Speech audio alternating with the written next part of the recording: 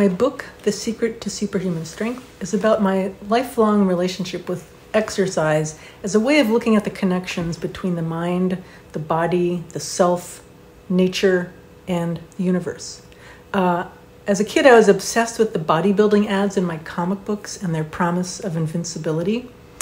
As I got older, I pursued various forms of physical exertion like karate, running, cycling, skiing, yoga, in a quest for the feeling of transcendence I would get from that physical exertion. The book begins in the small town of Pennsylvania, where I was born and spent my childhood, but it was quite a socially conservative place, and I knew at a young age that I needed to get out of there.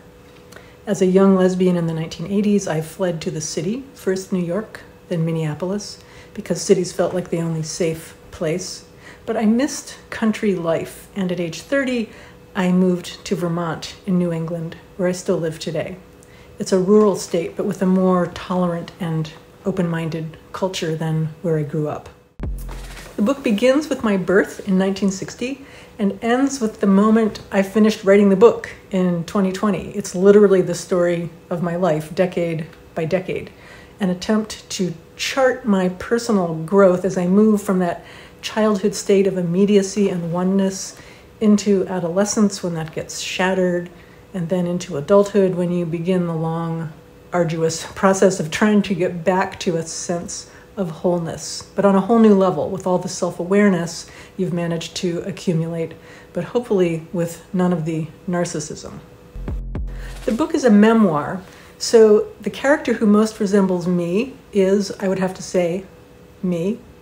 But the book is also about various progressive-minded writers who share my concerns about the self, namely the Beats, the British Romantics, and the Transcendentalists. I find all kinds of parallels between these writers' messy personal lives and my own. Our fear of intimacy, our addictive behaviors, our addiction to the idea of transcendence itself. It's perversely comforting to know that I'm not alone in these struggles. The book was inspired by a youthful drug experience. When I was 20, I took psilocybin mushrooms and spent a quietly ecstatic summer day in Central Park, freed from the painful constraints of what I normally thought of as myself.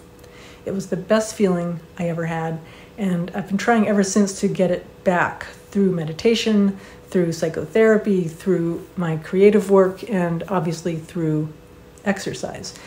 I've spent so much energy finding and repairing myself over the years, but as I move into old age, the next feat seems to be learning how to let go of it.